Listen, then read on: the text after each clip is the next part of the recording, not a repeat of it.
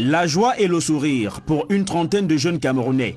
Hier sur le banc des chômeurs, malgré leur diplôme, les voici désormais employeurs grâce à une initiative de l'honorable Noran Molu Hassana, épouse Foting.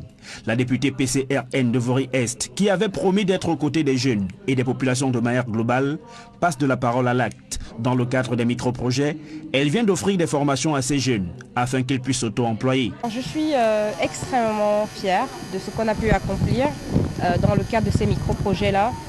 Je pense que là, le PCRN montre qu'au-delà des promesses, nous sommes dans la phase de réalisation. On a promis d'être cette voie-là pour la jeunesse, on a promis de mettre en avant l'auto-emploi. C'est ce qu'on a réussi à faire aujourd'hui. Donc la première cuvée, c'est 30 jeunes apprenants qui ont reçu une formation excellente et pratique, ça veut dire pour un emploi direct, en agriculture, apiculture, aquaculture, pisciculture, l'élevage, donc ils sont vraiment très prêts.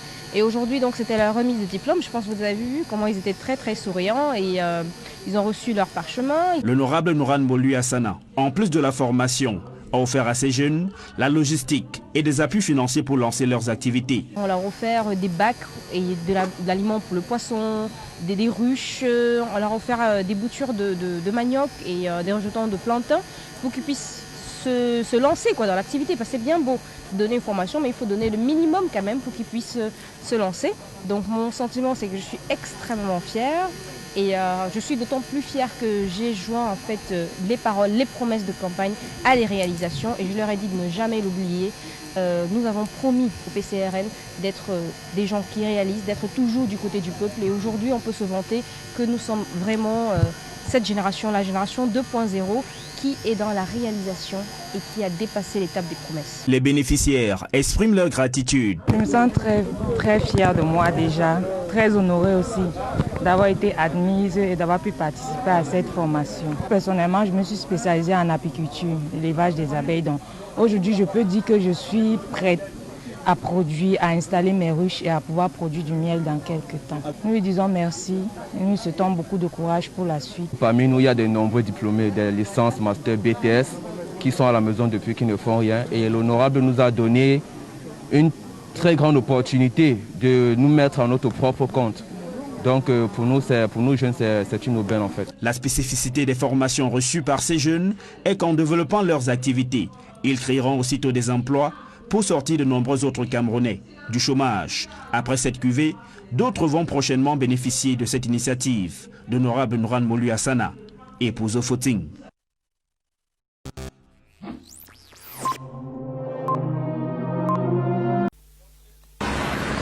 Victime de chantage, diffamation, arnaque, escroquerie à travers votre téléphone, les forces de sécurité sont formées et équipées pour mettre la main sur les promoteurs de ces actes pernicieux dans la société. Nous avons des procédures d'investigation qui nous permettent, à travers les recoupements, d'identifier les individus qui utilisent des SIM, même si ces SIM n'ont pas été au préalable identifiés auprès des opérateurs.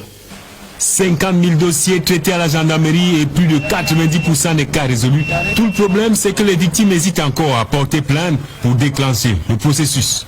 La première chose que l'usager doit faire, c'est que l'usager doit automatiquement et immédiatement enregistrer le numéro qu'il a appelé.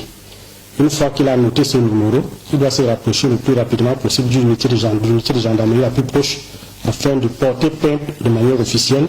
Quelques conseils pratiques à ces usagers qui pêchent soit par naïveté, soit avec des yeux plus gros que le ventre.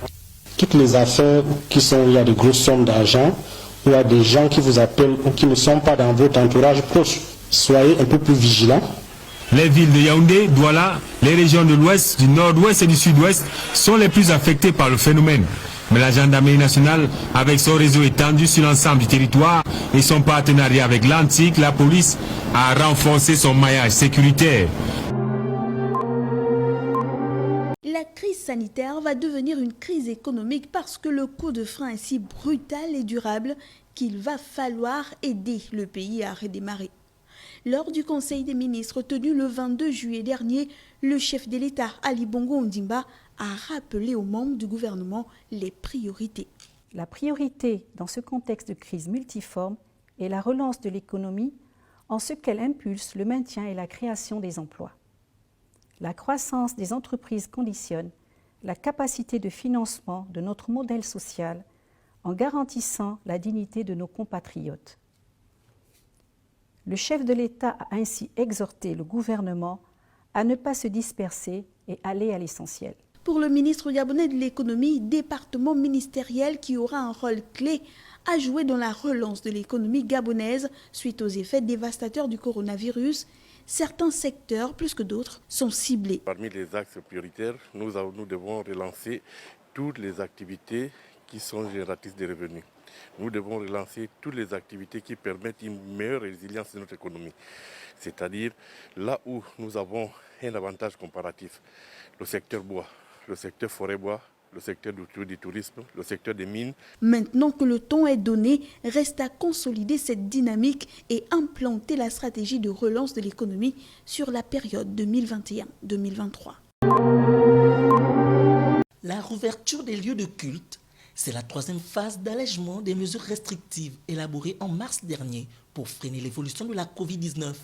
À cet effet, les ministres directement visés par ce déconfinement à caractère spécifique étaient présents ce vendredi face aux leaders religieux du pays. Objectif, s'accorder pour une reprise des activités religieuses dans le strict respect des mesures barrières. Il faut donc dire qu'il était prévu justement qu'à la fin de ce mois, les communautés puissent reprendre, mais sur la base de ce calendrier qui avait été mis par l'ancien Premier ministre. Mais comme vous savez, il y a eu changement de gouvernement, il y a eu la cérémonie de prestation de serment, plus encore, on va dire, la passation des charges. Donc ça a retardé notre calendrier. Donc il était question donc de remettre les choses en place. Pour le ministre de l'Intérieur, cette rouverture des lieux de culte se fera progressivement dans l'ensemble du territoire national à des heures précises. Et si nous décidions de rouvrir, on le fera pas de manière homogène. On commencera sûrement par les grandes capitales et progressivement on gagnera le terrain côté l'intérieur du pays. Les églises étant fermées depuis le 14 mars 2020 pour des raisons sanitaires et tenant compte des négociations actuelles avec le gouvernement, les fidèles sont donc appelés à faire preuve d'un peu de patience avant de pouvoir retrouver leur rassemblement religieux habituel. Pour l'heure, en perspective de cette ouverture prochaine, un travail conjoint est à pied d'œuvre afin de mieux prévenir toute forme éventuelle de propagation du virus mortel dans les lieux de culte. Au Sénégal, on compte près de 10 000 cas de contamination. Un peu moins de 200 Sénégalais sont morts après avoir contracté le coronavirus. Face à cette situation, les autorités ont décidé d'étendre les mesures de prévention.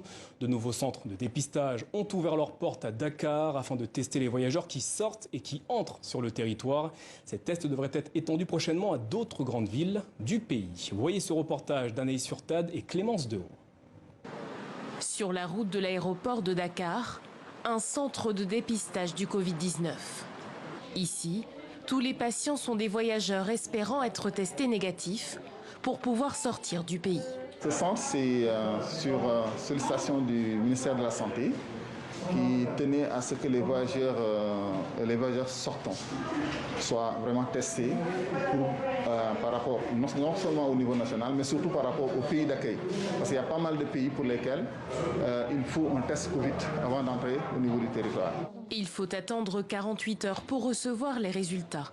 Depuis l'ouverture du centre le 20 juillet, environ 3% des personnes ont été testées positives au coronavirus. Après 4 mois de fermeture à cause de la pandémie, le Sénégal a rouvert ses frontières aériennes le 15 juillet. Le pays dépend du tourisme pour environ 4% de son PIB, mais les autorités veulent rester prudentes.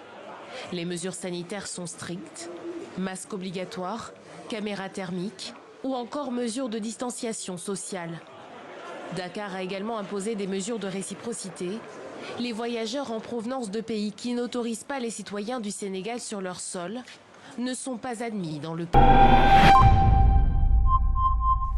Ces dernières années, Eddie Kamboigo a toujours affirmé sa fidélité à Blaise Compaoré, dont il se veut en quelque sorte l'héritier politique. Régulièrement, il va le voir à Abidjan, il s'entretient avec lui demande conseil, mais aussi il le tient au courant sur la vie du parti dont Blaise Compaoré est toujours président d'honneur. Et à ce titre, il a un droit de regard, comme lorsque l'an dernier des crises intestines de candidature menaçaient le parti. L'ancien chef d'État a dû intervenir et Eddie Kamboigo s'est exécuté discuté. Si Edi Komboigo est aujourd'hui candidat, c'est aussi parce que Blaise Compaoré l'a validé. C'est une condition sine qua non inscrite dans les textes du parti. En 2015, Edi Komboigo avait vu sa candidature invalidée. À l'époque, tous ceux qui avaient soutenu le projet de modification de constitution qui a causé la chute de Blaise Compaoré avaient été exclus de la présidentielle. Cette année, il espère ainsi prendre sa